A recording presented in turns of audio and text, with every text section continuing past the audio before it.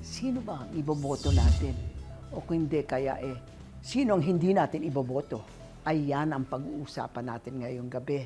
Ang kasama natin, si Mr. Ricky Javier, na chairman siya ng People's Choice Movement, at saka si Mr. Chard Amazona, convener for national organizations ng Youth Vote Philippines.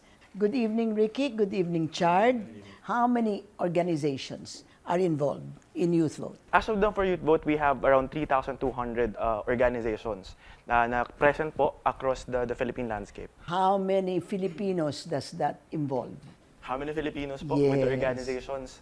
Well, in terms of numbers, mga around 17,000 active volunteers po for the people. 17,000 for 3,000. You have only four or five, at most 6 members per organization? Yes po, because the membership for Youth Vote Philippines is not only by individual-based, it's actually organization-based.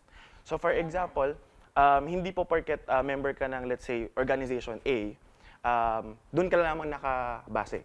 So maaring ang membership mo ay dalawang organisasyon. So in terms of number po, we count our membership in terms of the organization's number, not the individual's number. Hence, yun po yung binigay ko number sa inyo. Ano ba yung People's Choice Movement? Di ba meron tayong Filipino Movement for Transformational Leadership? Opo. Ano yon? Ayun ba ang faith-based? Opo. Okay. Sinong faith kasama nyo? Katoliko yan? Katoliko, Protestante? evangelicals.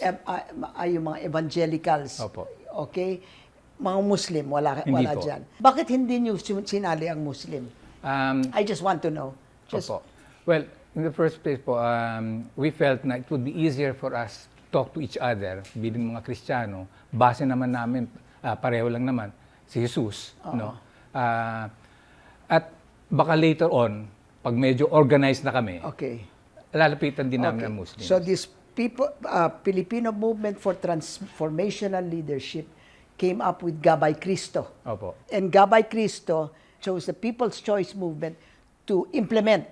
Opo. Okay. Now let's talk about Chard. What is this Youth Vote Philippines? Well, Youth Vote Philippines, nagsimula po ito noong 2007 na kung saan ang pinaka-challenge po sa mga kabataang Pilipino ay paano ba magkakaroon ng tamang pagboto. Dahil nga po noong 2010, isang malaking tanong sa mga kabataang Pilipino, meron na ba talagang youth vote? So technically, yung Youth Vote Philippines... Meron mga about youth vote. Yun yung isang mga pinag-uusapan din natin ngayon. In terms of number po, Then malaki. 2007 kayo nag-umpisa. It's now 2019. It's 12 years later. Is there any evidence that there is a youth vote? Ayun. Yes, that's also a question po. Ay, hindi mo pala Hindi pa rin sasagot. po namin talaga nakita, no? Sa nagdaang 12 taon, isa sa mga tinatanong ng mga kabataang Pilipino, meron nga ba talagang youth vote? Oh. But in terms of number, in terms of numero, meron talaga. Pero yung pagkakataon as to isang boto para sa mga kabataan, meaning isang kandidato lamang ang i-field ng mga kabataang Pilipino, ito yung wala pa po. Gumawa ng gabay sa tamang pagpili ng kandidato ang Philippine Movement for Transformational Leadership o PMTL na siyang ginagamit ng People's Choice Movement. Tinawag nila itong Gabay Cristo. Nakapaloob dito ang 20 tanong na hinati sa 4 na kategorya. Kayo lang ang isang organization na pumili ng kandidato. Yung mga iba ganito kayo magpumili. Ang sinasabi mo, hindi. Oo. Ito ang pinili namin. Gusto namin kayo ang pumili. Piliin nyo rin sila. That's Is that right? right. Yes. All right. How did you get together and decide on these Well, candidates? first po, we recognize the fact that many of our voters, wala talaga silang oras para magsuri ng mga kandidato. They don't have yung background ng kandidato, hindi na alam kung anong posisyon ng kandidato on major issues, hindi nila alam kung itong kandidato na ito ay may kaso, kung may mga kaso ng corruption. So hindi alam yan. And usually, ang base lang nila, nakikita nila sa TV, nakikita nila sa mga billboards, etc. And so it's a popularity game. At the same time, it's a money game kasi the ones who are usually on TV with advertisements are the ones who have, amassed quite a lot of money. Okay. So what we said, we need to help our voters so that they can select properly. Now, we said, how do we do this? So initially, we said, let's bring in people who are people of integrity na alam natin namang ginagamit na utak nila. Tinitingnan ko ano yung mga issues. At sabi namin, gamitin na yung Gabay Cristo, i-match nila yung mga kandidato sa information na we provided. Kasi humingi po kami ng tulong sa UP for data. No? So, binigyan kami. So, inbita namin sila, namili kami ng mga taong papadala ng imbitasyon. Tulad nyo po, I sent an invitation to you. No? And yung mga pwedeng dumalo doon sa araw na sinet namin, pumunta sila. And binigyan namin sila ng folder, nandun po yung Gabay Cristo, nandun yung information about the candidates, and they also had a score sheet. No?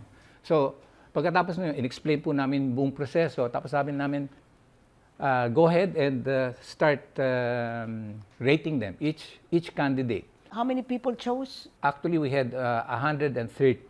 Sino ba itong mga taong ito? Karamihan po ng mga tao nito, basically halos lahat sila, no, are connected with faith-based organizations. Lahat pa silang nagbutuhan sa inyo ay mayaman? Ay, hindi naman. May mga tao doon na nagtatrabaho bilang empleyado, kaya lang member ng faith-based organization. Okay. Leaders din sila. Bakit ayaw niyong ilabas yung mga pangalan nitong mga nagsuri at saka nagboto?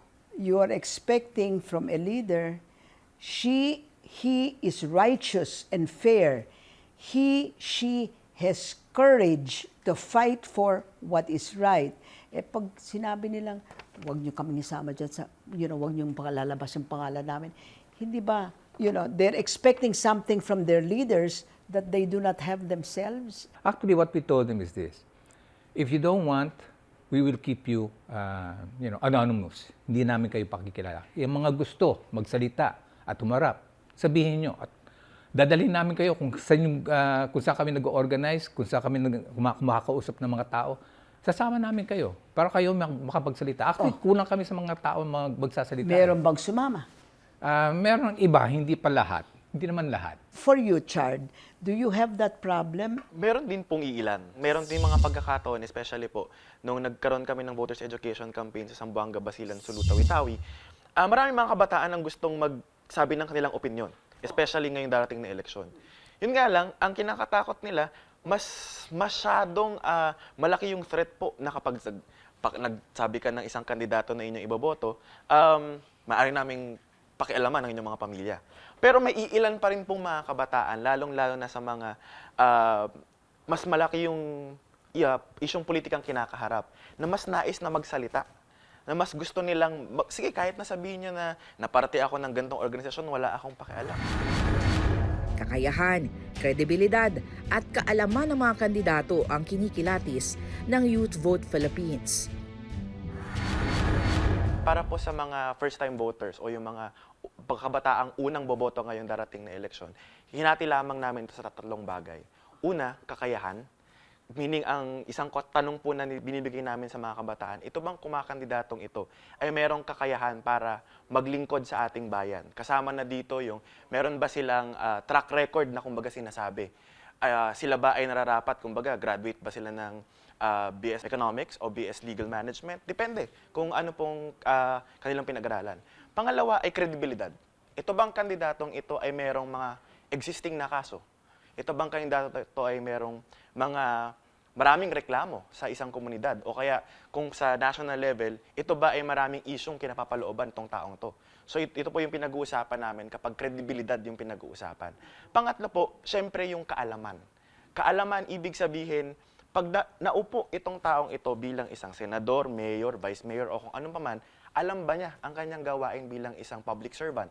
Alam ba niya ang kanyang tungkulin na hindi lamang siya pwedeng mag-utos sa kanyang mga staff para gawin ng mga trabaho? Bagkus, alam ba niya ang pasikot-sikot sa loob ng pagmamanage po ng isang gobyerno, kumbaga, para sa mga Pilipino? Hindi ba medyo complicated yan? And for a first-time botante, Diyos ko, kredibilidad.